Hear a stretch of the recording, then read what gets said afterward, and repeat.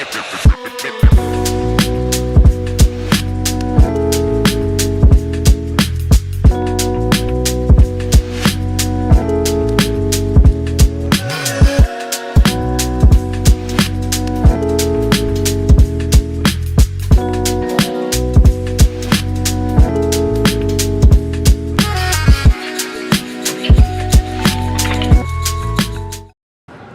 7, the Green Bay Packers have made their way to the Mile High City. Can the Denver Broncos finally put together a complete 60-minute game to snag their first win at home this season? Or will Matt LaFleur and the Packers serve the Broncos yet another loss at home this year? We'll discuss all that and so much more over the next 40 minutes or so right here on Broncos Countdown. Thanks everyone so much for joining us. I'm Alexis Perry. So happy to be joined by Super Bowl 50 champion Todd Davis. Todd is dressed like it's snowing outside. I'm ready for anything. But this fit is fire. Absolute fire. But it's also like fire outside. I think it's 77 for kickoff here today, which is pretty nice. Yeah, this weather's getting tricky out here, man. I was getting ready for the cold winter to come. Started planning some fits, and they're trying to trick me, man. I just got to roll with it. I recently moved to a place that has a smaller closet, so I put some stuff in storage. I'm gonna have to go back to storage to get out some of these like warm weather fits, I guess, just because this might be my only sleeveless that I own right now. Yeah, technically. Denver is beautiful, man, but you never know what weather you're gonna get, throughout the week. I had stopped golfing because I'm like, it's gonna get too cold. Yeah. Last week was like the perfect week to golf. Like, we're all over the place right now. I sat outside for lunch today, and I was thinking, this is like ideal golf weather. It's also ideal weather for a football game right here in Denver at Power Field at Mile High. Broncos, of course, hosting the Packers, like I mentioned. And it's really been an eternity, it feels like, since this team has played. Thursday night against the Chiefs was their last game. Is a break like this almost a mini bye? Is this a good thing or a bad thing for a team? I think it's a good thing for a team like the Broncos. I mean, they're struggling in some areas. I think it gives them a little bit of a ability to go back and look at the film and see what they've done right and how they can continue to do that and improve on that. The bye is always important because it really gives you the ability to look back over your season and kind of take the good with the bad and see how you can get better. This mini bye, I think, gave them that. And it gave guys time to rest. I think guys coming back like Baron Browning are going to be huge to the success of this team. So all in all, I think it was a good break for the Broncos. The Packers are coming off a legitimate bye this week, so both teams pretty well rested. Broncos much healthier, though, than the Packers. We can get into that here in a little bit, but I just kind of want to mention this game as a whole because I think for the first time in my entire career, while I was producing this show today, I was thinking about how do I keep in mind both types of Broncos fans right now. I mean, there's obviously two camps that you can be in. One, the Broncos, you want to see them win here today against the Packers. Then you have the other camp where they'd like to see the Broncos lose, hopefully to set them up for more long-term success. So what camp are you in, Todd? I'm in a little bit of both. Like I don't want them to win just because I think it affects our draft stock in a negative way. But I also want to see my guys do good, like my guys on the team that I love and I have a relationship with. I want to see them perform and do well.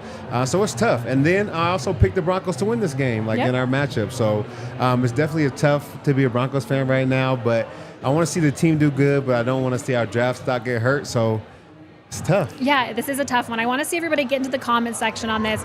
Let us know what camp you're in. Obviously, of course, give us a thumbs up as well. But I'm really curious because I want to know who's watching this show. What type of fan is watching this show here today as we get ready for Broncos and Packers? From the player perspective, Todd, what's it like in the locker room when you hear rumblings that maybe your team is trying to tank? I have to assume from the player perspective that that's kind of a weird feeling. It's definitely a weird feeling. I think first and foremost, you look at yourself and look at the contract you're on. Like, if this is a contract, you're hearing that, like, now you're upset. You don't really know how to balance it. You're trying to play well, but at the same time, you're not going to be here next year for the rebuild. So you find yourself in a real position. And if you're one of those guys who has a longer contract and you feel like you're a part of the rebuild, like, you're frustrated with this year, but you understand that, like, they're trying to make moves to better the team and better the roster, and you just hope that you're a part of what they call the rebuild moving forward. Yeah, this team could look so much different, not only within the next 10 days, but obviously this time next year, we could see a lot of fresh faces on this roster. But when you think about Sean Payton, he was obviously hired to inject a winning culture into this team. So if this team is kind of committed, I guess, to losing for the remainder of the season. Are you concerned about potentially poisoning the well? Because while there are going to be new guys, this whole team is not going to be revamped. We will see guys that are currently on this roster here next year too. Yeah, I think he may lose a portion of the roster if they are taking and I guess losing. Like you said, a lot of guys will be here next year. Yeah. And if they have a sour taste in their mouth or don't get that winning culture instilled in their locker room this year, they won't be able to do it like with a switch next year. Like it's going to take time. So I don't want them to lose. I don't want the culture to continue to spread throughout the organization because it's deeper than just a few players or a few coaches. Like it's embedded in this team right now, and we have to do what we can to get it out of there. And tanking isn't it, but at the same time, we don't have picks. We don't have capital. Like, we got to figure out something. Such a weird place for the Denver Broncos to be in right now. And like you said, like that losing culture, I feel like we see that sometimes just in terms of body language on the sideline. Even with like leaders on the team, Russell Wilson, he's not as much as he says he's perfect, but acts perfect. He's not perfect. And sometimes there's some body language from him that you can tell where it's like, oh man, really, like this again. But speaking of Russ, there's kind of rumors swirling that maybe Sean Payton is purposefully not putting Russ in a position to succeed week in and week out. What would need to change today for Sean Payton and the play calling in order to kill that conspiracy? He just has to go out there and perform. I'm not one that buys into that. I think last year Nathaniel Hackett was doing the best he could to put Russ in a position to win, and Russ couldn't do it. And so then again, it's happening. I don't think it's just coaches wishing back or trying to put him in a bad position. I just think he's not performing. And I think guys on the team are kind of realizing it. You talked about body language. I think you talk about a losing culture. This roster is filled with talented guys, but they've never won. You think about Justin Simmons and Josie Jewell and so many talented players. Like, they've been a part of this culture for so long, and the best season they've had is, a 7-9 season? Like, it's very, very tough to instill a winning culture when you continue to lose, and guys on the team haven't experienced winning. So, no, I don't think they're putting Russ in a bad position. I think he's just not performing. I think the only reason why I could buy into that conspiracy just a little bit is the lack that we have seen Marvin Mims Jr. this year. Like, it begs the question, like, why not put – he might not be your best wide receiver, but he's your quickest. Yep. Why wouldn't you throw Marvin Mims in for a go route and let Russ air it out like we know that he likes to? I think that they do need to use him more. I feel like his reps were building up to that 2 fumble game. And I think that kind of has slid him down the wide receiver roster. I know it sucks. It happens. Things happen. But I do think that's the real reason why he's kind of seen a decline in his play. Yeah. But I think there's a lot of guys. You look at Jerry Jeudy, you look at Courtland Sutton. Yep. The one time they throw it up, he goes and makes a crazy grab for a touchdown that we desperately needed. They're just not using guys the right way. And, if they're tanking – it's easy not to put guys in the best position to win. Yeah. Speaking of wide receivers and Jerry Jeudy, is there a chance that we see Jerry featured a little bit today with that trade deadline less than 10 days away? I can see that. We did it with Albert. Why not? You know what I'm saying? I definitely can see that. Albert looked so good in that last preseason game. Man. And it's going to suck. I feel like that's going to sting the most if Jerry does come out and have 130 yards and 7 or 8 catches. We're going to see what he's able to do, but they're just doing it to ship him off. Yeah. Okay, let's switch over to the defensive side, because as much as you probably haven't felt this as much, I guess last week, but even the week prior, this defense has improved. They went weeks 1 through 4. They had given up 20 touchdowns. Now they've only given up 2 since then. So what do you see kind of working and clicking for this group throughout the past couple of weeks? It's gotten simple. The game plan has gotten much simpler, and it's allowed guys to execute at a high level. They got some key players back that really play an important role, like Justin Simmons and Josie Jewell. And guys are starting to feel confident. Talking to my guys on the team just last week, they feel like they are starting to put it together. It's feeling good for them. Football is 80% mental, so if you're feeling like we're going to this game defeated or our game plan is a little too complicated for the young guys, you're not going to go out there and execute the way that you know how. But I think they're putting things together. They're getting rid of some toxic toxic pieces, you know what I'm saying, Randy Gregory, whatever it may be. This unit is starting to gel together, and they're starting to play together. So hopefully they build on, their success from the last 2 weeks. We're going to talk about a key player coming back for this Denver defense here in just a little bit. But first, there was no doubt that there were rumblings of VJ, Vance Joseph, possibly not finishing the season here in Denver. And then he went out, and I will say he saved his job up against the Chiefs. Sean Payton said has told people that he believes that was the best game that VJ's called all season. So he saved his job. But is the seat still warm? Let's go ahead and check in with James Palmer from the NFL Network for a little bit of palm readings to see what he thinks about this Denver defense and where Vance Joseph is at right now. I love to have special guests on here, guys, and I had Steve Smith right here after he was John with Jerry Jeudy last week. I got Daniel Jeremiah, the #1 brain in terms of the NFL draft, right? Yeah, pretty much. By the way, you didn't mention anything about me and Nick Bolton just getting into it. Yeah, that was wild. That was wild. It didn't happen. This game doesn't start for a while. I dressed up, DJ dressed down. What I'm curious about, and I've been talking to people really within the Broncos about this, you have defensive coordinator after defensive coordinator, and you keep changing. A guy necessarily isn't a bad player, but you may have him do something that maybe isn't his strength, or he's playing a position or playing a role for your defense that you just have to have him play. It doesn't necessarily mean the guy is a bad player. The Broncos, when I talk to them, feel like they're in that mold with a couple of their guys. What is that like when there's not continuity, as we stand on the sideline of the Chiefs that have tremendous continuity in what they're trying to build? Well, I mean, if you look at every big play and you watch the reel of explosives every single week, you're going to see one of two things. You're going to see a physical beat where I know where I'm supposed to be, I'm where I'm supposed to be, and I still lost because you happen to be a little bit better on that play than I am. Okay. And then there's the other kind, which are, I think you've got him. You think I've got him. I'm passing him off to no one. I've taken the eye candy or the cheese from emotion or the eyes of the quarterback. I'm out of position. I'm not understanding my assignment properly. There's a miscommunication on the field. It feels like I don't see as many of those physical beats defensively. I don't think it's a talent issue. This is one of the best defenses in the league last year. So to me, I look at it more of just trying to get comfortable, new verbiage, new voice in your ear. It just hasn't clicked yet. And how hard is that when I'm being told VJ's essentially blending what has been there with what he does? You saw it a little bit better on Thursday night, right? Guys starting to kind of understand the framework of the scheme, but that takes a while if you're blending schemes together. Yeah, and I think, look, you're going to see the defense get better. I mean, I don't want to change the subject on you, but I feel confident they have the players on that side of the ball to be better. You go. My thing is on the offensive side of the ball, I think that's more of the dudes issue. You know what I mean? I don't know that they have all the dudes that they need on that side of the ball, and it might even be in terms of the quarterback and how it fits into what Sean Payton wants to do. So that's another conversation for another day. But defensively, yes, it hasn't been good. I do think you're going to see them get better throughout the year. Couple of dudes talking about dudes. Back to you guys. Thanks so much, James. So cool to see Daniel Jeremiah. He's a guy that I have a feeling sooner rather than later we're going to be seeing if we can get him on the show, because we're going to be talking drafts.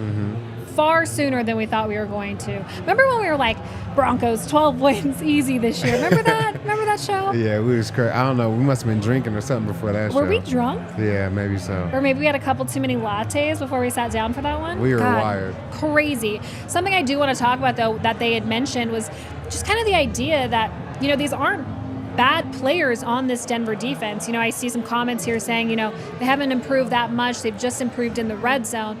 Well, yeah, but that's improvement. But at the same time, these aren't bad players. Is there a chance that we're seeing guys just as an ill fit, I guess, in a defensive system? Yeah. These aren't necessarily Vance Joseph's players, so they're trying to maneuver within his system, and then him trying to blend two systems, I think it felt good, but I think it was the wrong call because it left guys confused, trying to balance what he did and what Ejiro Evero did last year. I think now they're kind of going back to the basics of what makes Vance Joseph a good defensive coordinator, and it's looking better. And you can't improve everything at once, so I think improvement in the red zone, probably the best place to improve. It's time to start seeing things, move forward for the better. Yeah. So. I do think guys are a little bit less confused last week than they were the weeks before. Yeah, you've changed defensive coordinators. What's that like in terms of the learning curve? How long does it really take, especially when the defense from Coach E's to VJ's are wildly different? Yeah, I think it takes time. I think it takes even more time for when you're a young player. Like, we had some young safeties have to come in, stepped in. We had young corners still playing to this day, young players in our D-line. Like, it's going to take them even more time than like a veteran. So I think they were just trying to balance it, and I think they just weren't doing a good job of it. But luckily for them, I think VJ has kind of threw that all out the window and kind of just make it very vanilla, man. You have some pretty good players. Just allow them to go play. Go play. All right. I interrupt this game preview, very important game preview, with the most important part of our show, fit check. Yep. It's time to rate the fit. You got to. If I were to give you, I don't have the flame emoji, I think, in my stack. I would give you flames. Like, people can't see your shoes. Are these the first time you're wearing these? These are so clean. Some Bottega Venetas. They're fire. Okay. Thank you. Kale, what's up, RK? Our guy, RK, in the building. He'll be around post-game, so you better join us for the post-game show. Sweet shirt. Yeah. Join us for post-game just to see RK's shirt, because he's bringing the heat with that as well. Good timing, my guy, because we're doing Rate the Fit. Okay, Kale, let's see our first one for the day. Is that PS2? PS2. Okay. Love it. I like PS2's fit. I feel like he always tries to put together a good fit. He looks clean, man. I think that's what you want when you're ready for game day. You got to look clean, you got to look fresh, and you got to be ready to go. What's funny, Kale, I'm realizing that you didn't really give me any, like, positive ones. Like, all mine are kind of like, I'll give him the cool guy emoji, because he always looks cool. What kind of pants are those? They're strong. Those are they're called, like, Fear of Denim. Fear of Denim? Yeah. He always, like, I feel like his denim collection's really nice. Yeah, that's a swag. That's some swag to it right there. Okay, let's see the next one, Kale. I can't even tell who that is. Yeah, who is this? Damari. It's Damari? Okay. Bucket hat? Okay. And is that the Dior, or is that Louis Vuitton? The bag. No, the sweaters. The sweater? Louis Vuitton, the bag. Yeah, okay. Okay. I like it. I think anytime you guys, try to get dressed, especially the young guys, I think I look back at old pictures, man, and it takes you like at least 3 or 4 years to really get your look together, because you think you're doing something, but like you're still far off. So you're still far off. Shout out to him for putting on the drip, man. It looks good. I mean, again, I don't really have the pot, so I'm going to do the eyes on his. I'm like, I see you, Damari. I like a good bucket hat, and I think the weather's nice enough to still be rocking the bucket. Okay, let's see the next one, Kale. Who do we have? Ooh, Quinn. Swing and a miss, Miners. He's the big man. I think it's always tough to find, good clothes on the big man size. You got to either go to big and tall, or you got to go, like, you know what I'm saying? Designer doesn't have 4X. That's tough. What do you do? Custom. You can do custom. I have problems with that. The fanny pack with the was that Louis or was that Goyard? I don't know what bag that is. I think it's a Louis Vuitton. Is that Louis Vuitton? Duffel. With the fanny pack, which I can't tell. Like, 2 bags. Do we need 2 bags? I don't know what's in the fanny. Could be some like very important old lineman stuff. Like snacks? He could have some tape. He could have some snacks. Tots. Tater tots.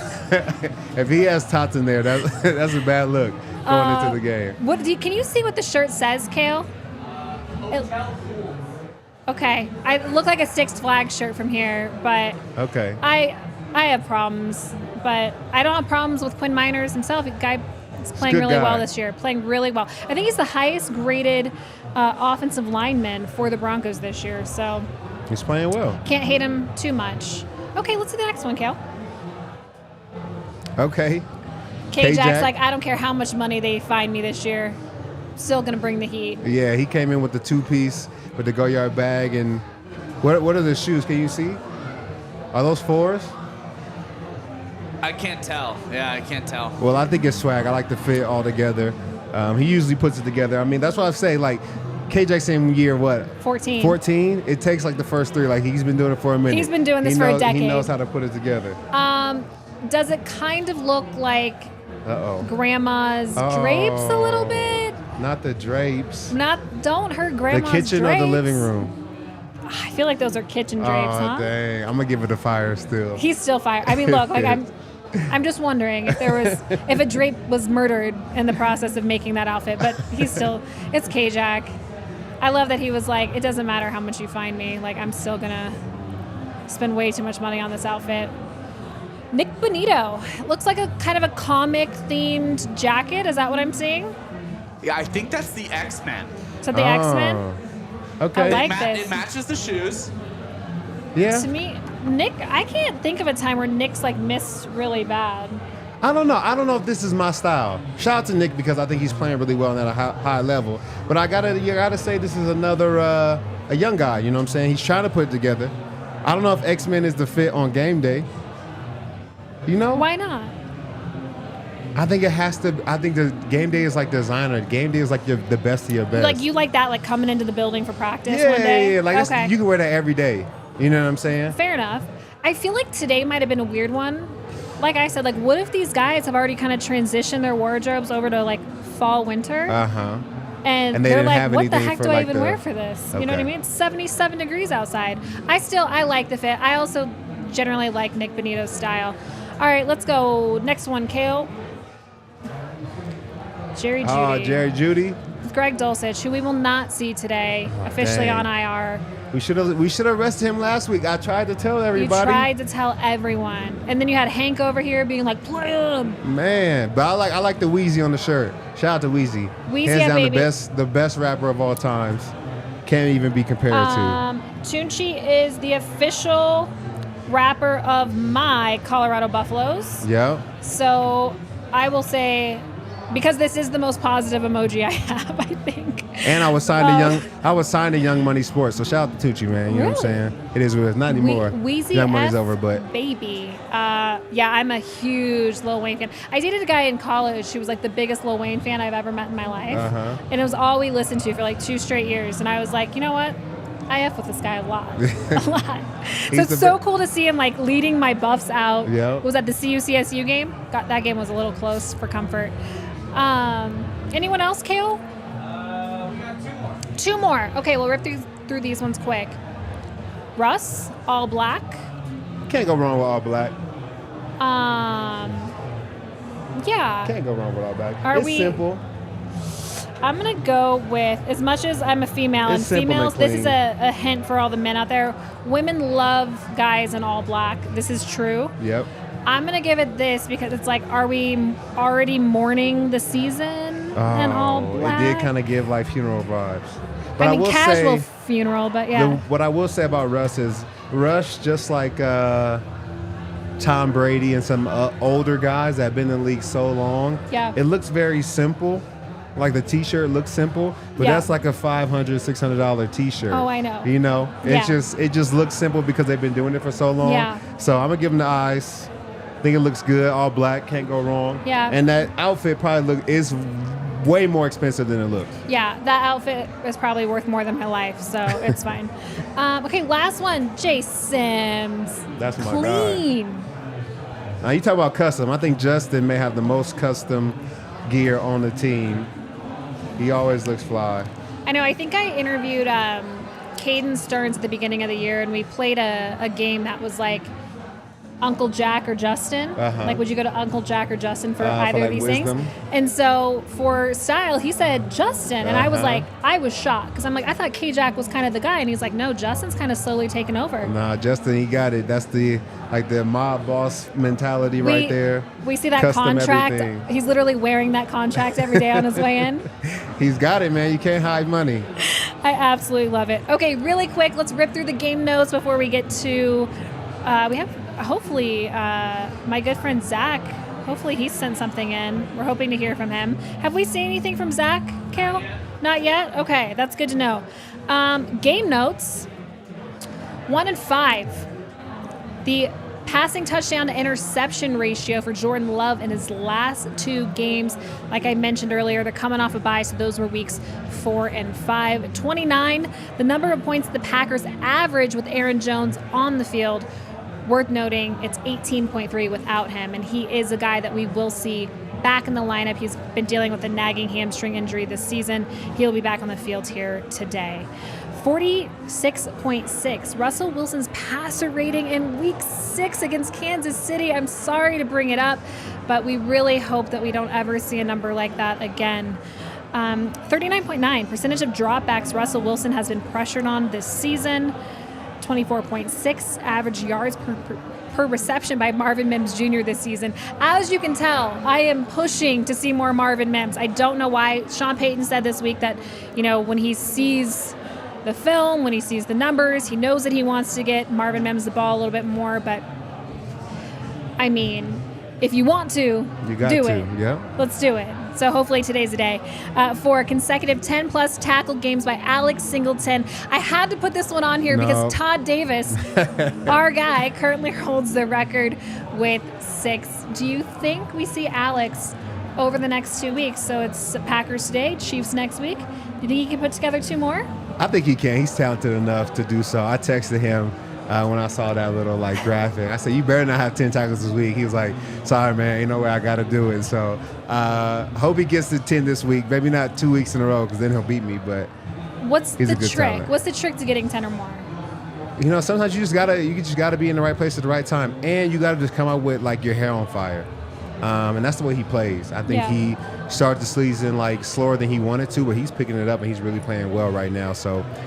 And sometimes when you get on a roll and just feeling good, the defense is working for you, it just comes together, man. And he's a talented player. He had 160 whatever tackles last year. Yeah. He's a baller, man. So if anybody can do it, I know he can. Has he, correct me if I'm wrong, I'm pretty sure he's led his team in tackles every year that he's been a starter, whether that was with the Eagles or with the Broncos, I think. Correct me if I'm wrong. I don't know for we sure. Know I know sure? He's done it here. Okay, he's definitely done it here. I know he played really well with the Eagles, hence how he ended up at Broncos. So, speaking of playing with your hair on fire and hot things, I hope you guys have gotten over to our good friends over at Snarf's. Get yourself a hot toasted sandwich. If not, you have to right now download the Snarf's app. You guys know their first location was in Boulder, which is not my hometown, but I claim it as my hometown. Snarf's is my absolute favorite. They have the highest quality sandwiches you can absolutely think of. I really love their French dip. I say this every week because I'm a big fan of their au jus, because you can really miss on a bad au jus. It could be too salty. It could just be too watery. Au jus matters when you're eating a French dip, and I think they have a really, really good one. They also have great veggie sandwiches if you're not into the meat thing. So be sure to download the Snarf's app for online ordering and delivery, and to join Snarf's Rewards to receive a special welcome offer of $5 off an order of $10 or more. You guys can also give him a try out the Broncos tailgate. I told Ryan Koenigsberg to bring me a sandwich. We'll see if he actually did it. I feel like he didn't. I didn't see him with any goodies when he came in, but Broncos tailgate has Snarf's out there if you guys can make it out throughout the rest of the year. And we hope you will.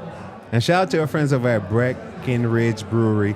They're the official beer of the DNVR, so we love them. You got to come down to the bar right now. Speaking of beer, the bar is popping, and we're having a huge sale on those big towers. I don't know if I can finish one of those by myself, but it's a lot of beer in there. Did we just give ourselves a challenge for this game? Well, I mean, we got to do what we got to do. Gotta do what we got to do. And so check out breckbrew.com for their beer locator. They have beer for any occasion, to watch the game. If you want to hang out with some friends, I think Breck Brew is the best beer there is. Then we got the Broncos Country Pale Ale right there, always on set. We don't have it cold because then we could drink some, but we'll go down to the bar, have some ourselves. But go check out our friends over at Breck Brew. You won't be disappointed. Phenomenal beer. Kale, have we heard from our good friend Zac? Yes, we said video in 5, he says. Video in 5. Okay, well, something that I know he will mention, and I just want to get into just because we're running out of time. Baron Browning makes his return to the lineup today. His first task is getting after Jordan Love, which I feel like he's licking his chops. Mm-hmm. He has to be licking his chops right now. He got to. I think he has an O-line that's been struggling that he can go up against, and I think he's ready to be back. Like, when you watch the tape, he's one of the guys that I was most impressed with. Like, his ability to bend the corner, his ability to get after quarterbacks. Like, they definitely missed his presence on that field. I mean, we lost Chubb last year, and Randy Gregory wasn't playing, but you could always count on Baron Browning to apply pressure and hurry. So him being back against a struggling quarterback, this is it. He's ready. I kind of want to talk about this pass rushers room a little bit, just because during training camp we were really, really high on these guys, and they've obviously struggled throughout the early part of the season. But I feel like the addition of Baron Browning gives you someone you can count on week in and week out to make a game-changing play, not just apply a little bit of pressure, but we saw Jonathan Cooper make a game-changing play. What week was that? Was that against that wasn't against the Jets. It was the week before the Bears game. Yeah. I feel like that's something that we can expect from Baron Browning every game. Am I wrong? No, I think he has that ability. And the thing I like about Baron Browning the most is he's just as good in the run as he is in the pass. Like some pass rushers that really want to get after the quarterback, they'll kind of leave their run responsibilities for every play action, trying to get after the quarterback. Like he's stout in there, he knows his job, and like you said, he can make game-changing plays like sack fumbles, forced fumbles. Like he has the ability. He's that talented. He's strong. He's physical. I like the way he plays. I really do. He's hungry too. He's hungry. I went on a little rampage. I watched all the Fast and Furious movies over the past couple weeks. So I got like Tyrese Gibson in my head. Rome. We hungry. We hungry. You watch all of them? I watched the first 5. Okay, that's a lot. I got family on my mind now. That's a lot. And I just think that's one of my favorite lines from any movie. Like, pockets ain't empty, cuz. Yeah. Like, he's the best. I absolutely love him. Don't hate on me in the comments, for the love of God. I know you guys are. We're going to skip Zac here for a second. I just want to move on to Tug of War while we can, and just obviously start out with the quarterbacks. Russell Wilson up against Jordan Love this afternoon. Russell Wilson coming off his worst game as a Bronco, 3rd worst of his career, and man, we felt that. While the Broncos only lost by, 13? 8 to 19. Okay. It felt like we lost that game by 30. So switching to the other side, Jordan Love, he's really been struggling as well. Who has the upper hand in this matchup here today, Todd? I say Russell Wilson. Jordan Love, he started off the season pretty good. At one point he had 6 touchdowns, no interceptions, and they thought they had a guy. But last week, they had a bye, but the week before that, he had 3 interceptions, no touchdowns. So that's the kind of the game we need for him today. And I think Russell Wilson is definitely playing better than that. He hasn't played up to the level that he wants or we want him to, but nevertheless, he's a better quarterback than Jordan Love. Jordan Love has thrown 6 interceptions in his last 3 games. Yep. How Dr. Jekyll, Mr. Hyde, how do you have a season like that? What happened? Well, I think whenever you have a new player, like a new quarterback specifically, defensive coordinators don't know how to figure them out. Yep. And I feel like it may have just taken them. Sometimes it takes a whole season for, that's why they have that sophomore slump. You're giving defensive coordinators to scout you a whole year. Now they know how to attack you this next year. But it seems like they kind of figured him out within the first 3 games of the season. And he hasn't really been the same since then. So hopefully we still haven't figured out. The only thing I'm nervous about is a bye. When teams have a bye, it gives them the opportunity to go in and change their entire offense. Yeah, they could change things top to bottom. And have a completely different game plan. So I'm interested to see how they come out and how well we do against them. Well, I know something that they will do on the Packers side of things today. They will run the football because they have Aaron Jones back in the lineup. Obviously, A.J. Dillon has done great work in his spot. They're a nice little 1-2 punch, little thunder and lightning back there. Love that. Of course, the Broncos, Javonte Williams, Samaje Perine, Jaleel McLaughlin. So who has the upper hand today? This is tough because I always want to give it to the Broncos when I can, but I think those Packers running backs, I know he's coming back from injury, but Aaron Jones is probably one of the best running backs in the league. For sure. I think Javonte is when he's healthy. He just hasn't been able to do it for as long as Aaron Jones has. Played against Aaron Jones plenty of times. He's dynamic in the run, also great out the backfield catching the ball. Yeah. So I think I have to give it to the Packers with this one. Okay. Speaking of catching the ball, pass catchers, Court, Jerry, Mims, BJ, up against Dobbs, Christian Watson. I feel like I want to say the Broncos have the stronger wide receiver core, but from what we've seen this season, I don't know if I could say that confidently. I think this is the first time I can honestly give it to the Broncos. Okay. I think that the wide receivers and tight ends, are we lumping them together this week? Yeah, pass catchers. Yep. Okay, cool. Well, they have 3 rookie tight ends on their roster. They got all their wide receivers are 2nd and 3rd year players. They're all very young. I think we have more talent, even though we don't utilize it as much as we want. I think we definitely have more talent in Jerry Jeudy, Cortland Sutton, Marvin Mims. I think they're a better unit. dang, it's tough. I want to bring up Greg Dulcich, but he's not playing. IR, baby. IR. So, but I think overall, I think the Broncos do have a better pass catching group. I know. Nothing against Adam Troutman, but when your starting tight end is Adam Troutman, it just, for me, it kind of brings the Broncos down a notch just because they don't have that dynamic pass-catching tight end, that big body guy, or super agile guy like we saw in Greg Dulcich. So I'm bummed because I feel like if Greg Dulcich was in this game, this would be like far and away Broncos, obviously. But I don't know. I'm like you said, I think it has more to do with how they're being utilized, and I'm doubting whether or not Sean Payton's going to utilize them properly here today. I hope Fingers they crossed. do. I think Troutman's a good tight end. His specialty is just not catching the ball. But if you need somebody to block for you, or you need somebody to sacrifice themselves for the team's success, I think he's your guy. For sure. But we need somebody that can catch passes as well. Yeah. Okay, offensive line. Mike McGlinchey, Bulls. Like I said earlier, Quinn Miners, he's having himself a good year. Zach Tom on their side, their right tackle. He's ranked 15th at that position out of 73, so he's having himself a really good year. But I feel like everyone left of him tends to struggle a little bit. So who are you giving it to? Yeah, when they lost Bakhtiari, that was a big loss for them. He may go be Buffs. one of the go Buffs. Sorry. He may be one of the best tackles in the game. Yep. It has been for a long time, so that's a huge loss for them. Overall, I think this is going to be pretty much a tie. I think our offensive line has kind of struggled at times. You said Quinn Miners is, playing his best for us right now, and I think he's maybe the lowest paid. Yeah, he is. O-lineman we have, so we need our older dudes and heavily paid dudes to step up. But I think that the Packers are also struggling as well, so I'm going to have to give this one a wash and kind of give it even on this one. Okay, let's check out the front seven. DJ Jones, he's back today. Zach Allen, Nick Benito, Baron Browning. They're on their side, though. Rashawn Gary, TJ Slayton. Jair Alexander. Yep, they have some guys who can get after it. They do have some guys. I think they have 7 first-round picks on their defense. They don't play like they do, but they definitely have first-rounders, too, huh? First round. What did I say? Second and third? First round, yeah. A lot of first rounders, 7 first rounders. They don't play like it, really. I think they play really well at times. They pressure the quarterback a lot, so that's something we're going to have to, deal with.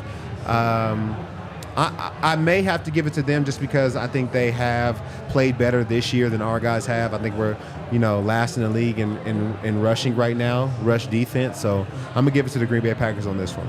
Okay, we'll talk secondary. Anytime Pat Surtain and Justin Simmons are on the field, I always tend to give this to the Broncos. But they have Jair Rasul. Is it Rasul Douglas? Is that how you say his name? I think Rasul? so. Yeah, Rasul Douglas. So, yeah. I'm going to give it to the Broncos. Like you say, anytime you talk about two of the best at their position in the entire league, Pro Bowlers. You got to give it to them. So the Broncos are playing not their best football, but they definitely stepped it up last week. But overall, as a secondary, I think that we have a better secondary than the Green Bay Packers do. Okay, last but certainly not least, I tend to forget them, so I'm sorry for people who pointed that out in the past. Special teams, Will Lutz, Anders Carlson as the kickers. Anders Carlson hasn't missed an extra point or a field goal this year. And, of course, obviously, we have to talk about the return game, kick return game. So. Yep.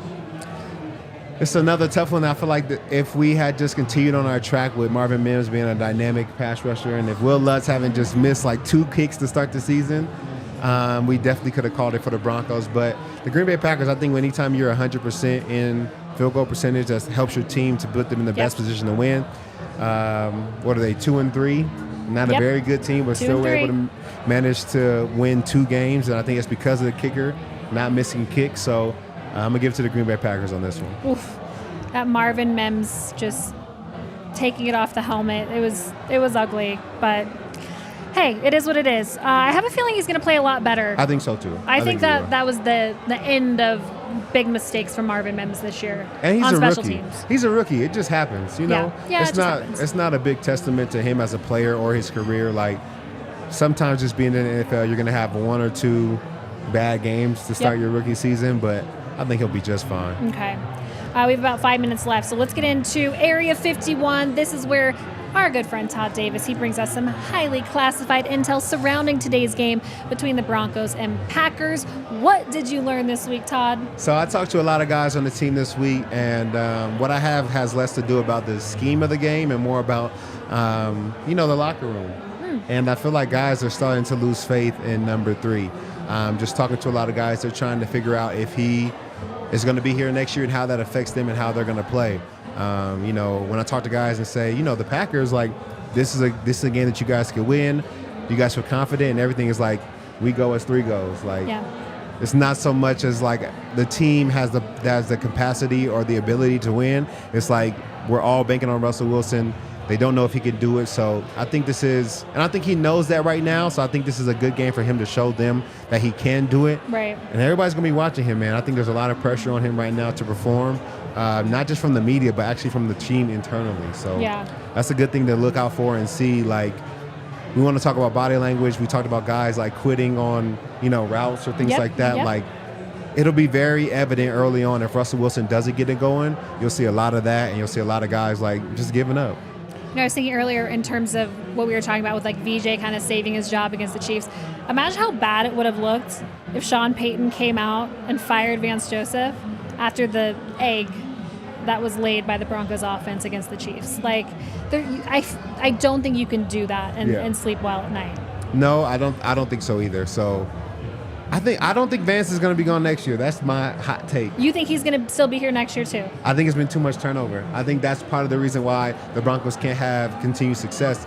Everybody's new every year. So if half this team is here next year, you need some sort of like continuity between this year and next year. I think we should talk about this on the pod this week because I think the reason why we are in this position today is because of decisions that were made back in 2016, 2017.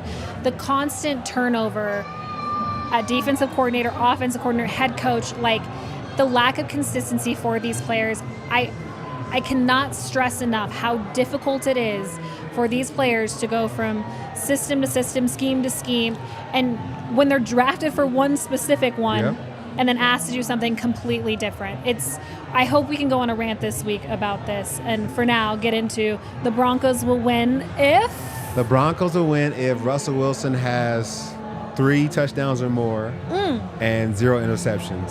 I like that. And the only game we won, like, those are his stats. Okay. Every other game he's had less than 3 touchdowns and also giving up the ball. So the one game this year, or are we talking about in his career in Denver? This year. So the one game. No, if that's his career stat, he didn't have like 12 touchdowns to like week 17 last year? Like, yeah, I was wondering if you were taking last year into consideration, but... I probably should go back and look because it has to be pretty terrible. Okay, so in the one game that we've won this year, he had 3 touchdowns. And no interceptions. No interceptions. So we have to be able to control the ball. We can't lose a turnover battle. And Russell Wilson has to play like his hair's on fire. Like 3 touchdowns is a minimum.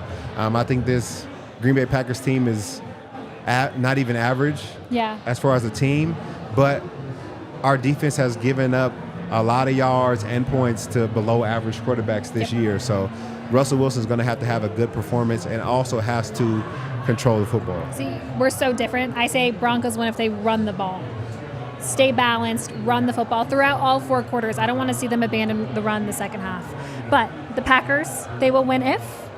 Oh, the Packers will win if they are able to affect Russell Wilson with hurries, rushes, and sacks. And I think that they pressure a lot. I think they're have the 4th highest pressure rate of 5 people or more. And I think Russell Wilson his QBR is under 80 when he's pressured by 5 or more pass rushers. So they're definitely going to get after him. So if they're able to rush him, hurry him, and make him make bad decisions, throw interceptions, I think that's how they win the football game.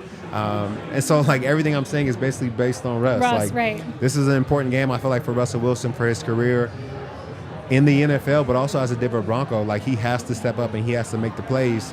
You can't leave anything to chance this game. I think the Packers win if Jordan Love plays a mistake-free game. I think that's impossible.